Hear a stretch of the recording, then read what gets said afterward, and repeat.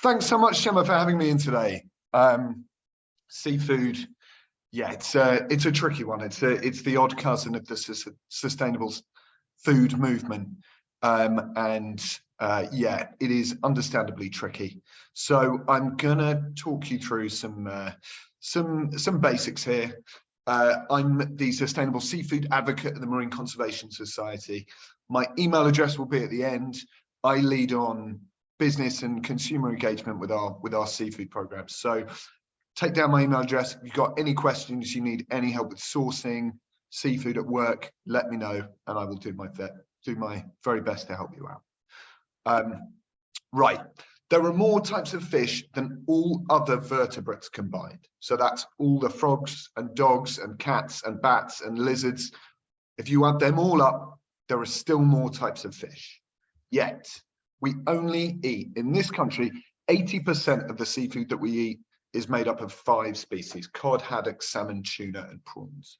Now, not only is that really boring from a kind of culinary perspective, it's also kind of quite unsustainable and also business-wise quite silly as well. In terms of the environmental impact, it puts a lot of strain on a handful of stocks.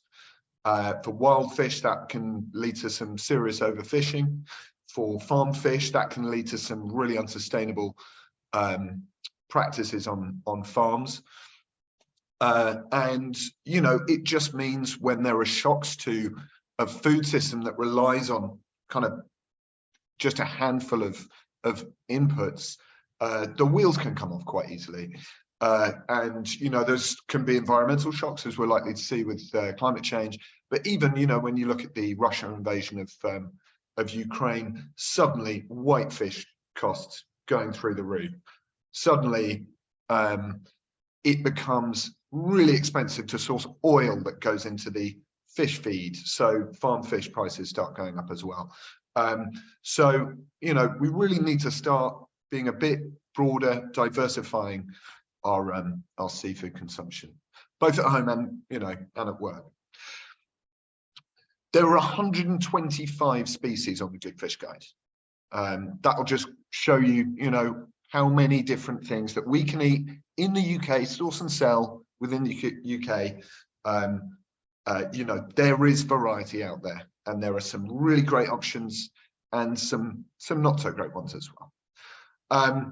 Like I was saying, seafood can be tricky. When you want to buy chicken, you go into the supermarket or you go to your supplier, and you know, you've got a free-range chicken, a caged bird, or an organic chicken, and depending on your budget or your ethics, you're going to choose accordingly.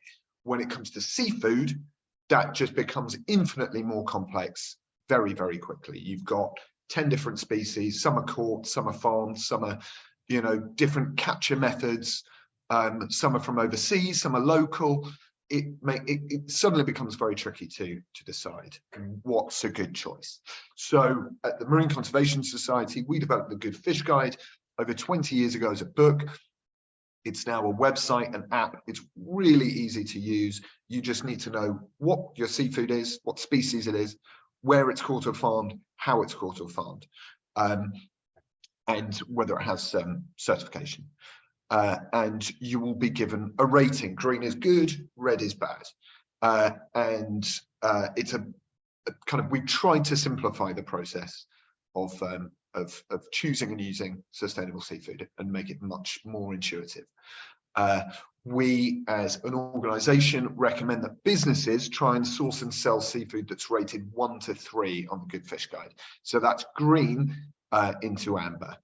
And, you know, why we would love all businesses to sell just green rated sustainable seafood. We understand that it is very difficult as a business case. And also we understand that some things kind of slip in and out of our sustainability best choice list. To make it easier for businesses, we've developed a thing called the Good Fish Guide for Business.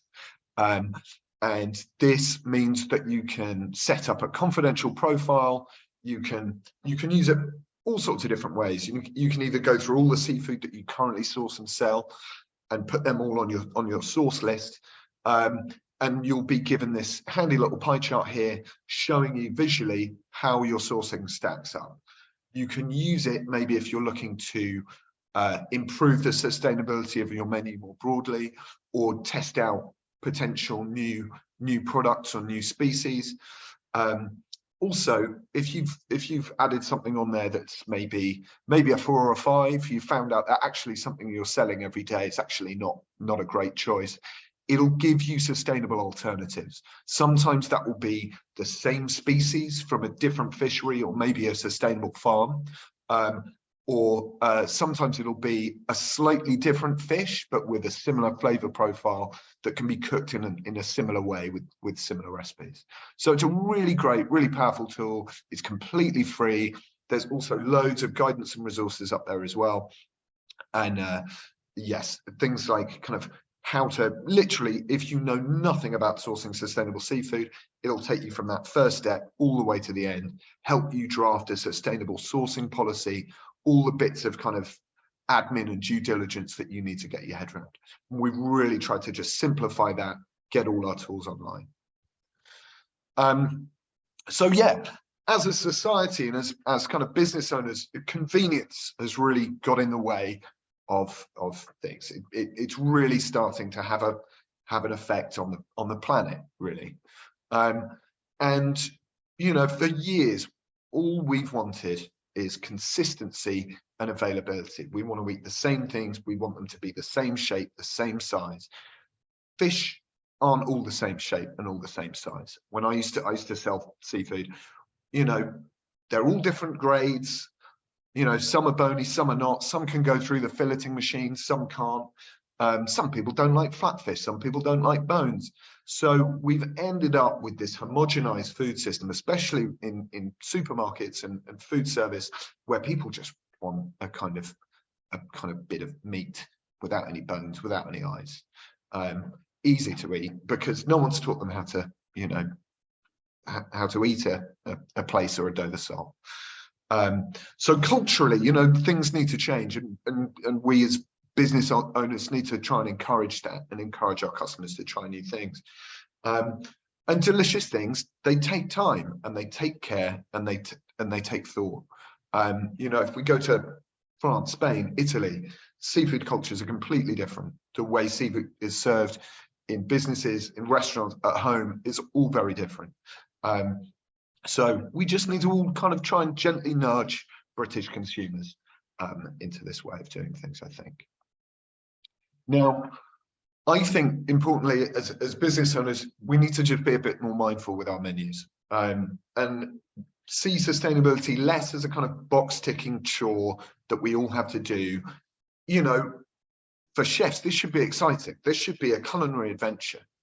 And you can either come up with wild and wacky things with unusual fish that no one's ever heard of, that adventurous diners will flock to, or you just make familiar dishes with more unusual fishes, whether this is a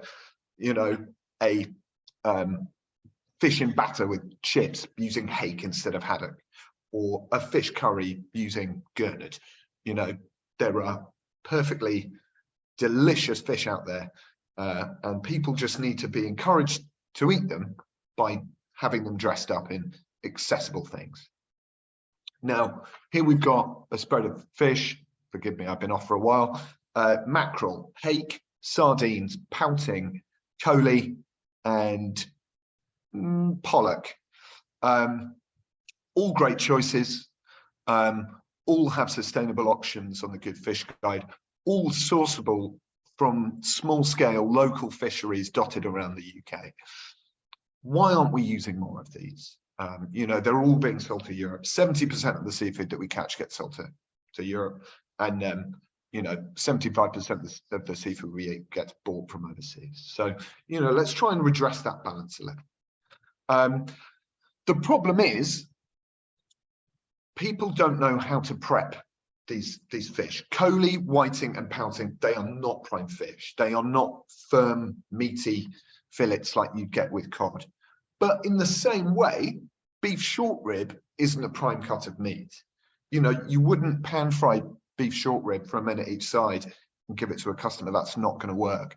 And the same applies for a lot of seafood. It just means we need to learn how to do things. This is a Japanese technique called kombujime, where you wrap a fillet in kombu, seaweed, and leave it for a few hours. It's chock full of glutamate. It draws out all the moisture from the fillet, firming it up, and it imparts this kind of very rich umami flavor into it. And it's an amazing way of turning a pretty boring, flabby, kind of loose fillet into something really meaty and yummy. It's a brilliant technique. And it's just things like that we need to get our heads around. Also, huge for Marine Conservation Society, every time I talk to businesses, sell more mussels, show us your mussels. They are a future-proof superfood. They actively clean the sea that they're grown in. They don't need any feed. They don't need any chemicals or drugs. They contain as much iron as any cut of beef, with the exception of the liver, but the CO2 savings is hugely less. They're really good on the pocket. Customers love them. Really good for your GP, and really good for the sea too. Yeah, that's it from me. If you need any kind of detailed questions, help with business stuff, do please feel free to email me on that email address there. Thanks very much.